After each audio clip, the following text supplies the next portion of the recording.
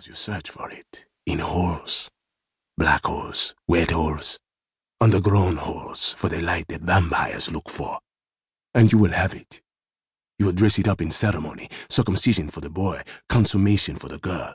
And when they shed blood, and spit, and sperm and piss, you leave it all on your skin to go to the Iroko tree and use any hole you find. The child is dead, and so is everyone. I walked for days, to swarms of flies in the blood swamp, in skin-slicing rocks in salt plains, to day and night. I walked as far south as Omororo, and I did not know or care. Men detained me as a beggar, took me for a thief, tortured me as a traitor, and when news of the dead child reached your kingdom, arrested me as a murderer. Did you know there were 5 men in my cell? 4 nights ago. The scarf around my neck belongs to the only man who left on 2 feet. He might even see from his right eye again one day. The other 4. Make a record as I have said it. Old men say night is a fool. It will not judge, but whatever comes, it will not warn. The first came from my bed. I woke up to my own death rattle, and it was a man crushing my throat, shorter than an ogo, but taller than a horse. Smelled like he butchered a goat. Grabbed me by the neck and hoisted me up in the air while the other man kept quiet.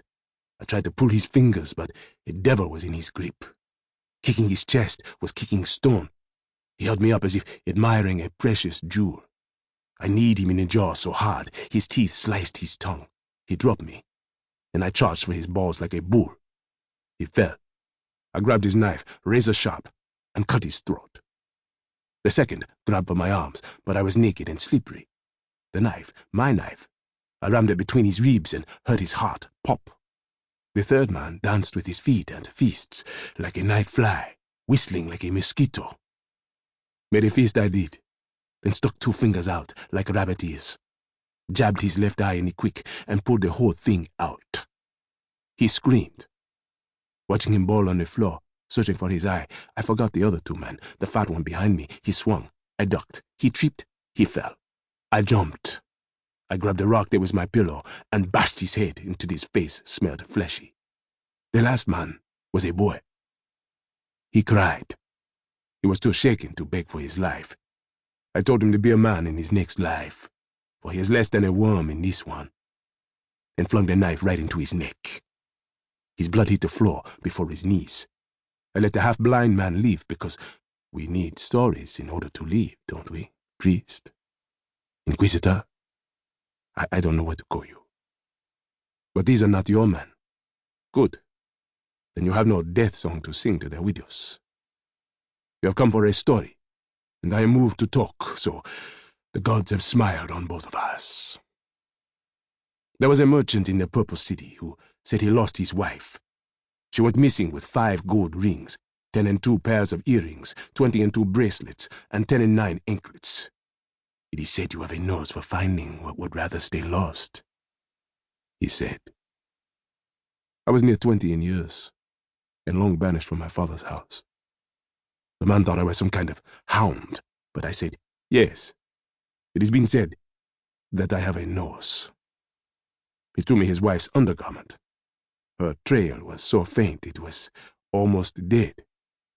Maybe she knew that one day men would come hunting, for she had a hut in 3 villages, and no one could tell which one she lived in. In each house was a girl who looked exactly like her, and even answered to her name. The girl in the 3rd house invited me in and pointed to a stool for me to sit.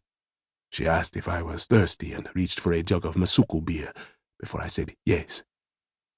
Let me remind you that my eyes are ordinary, but it has been said that I have a nose.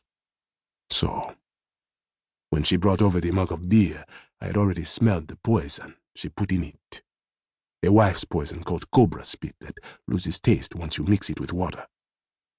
She gave me the mug, and I took it, grabbed her hand and bent it behind her back. I put the mug to her lips and forced it between her teeth.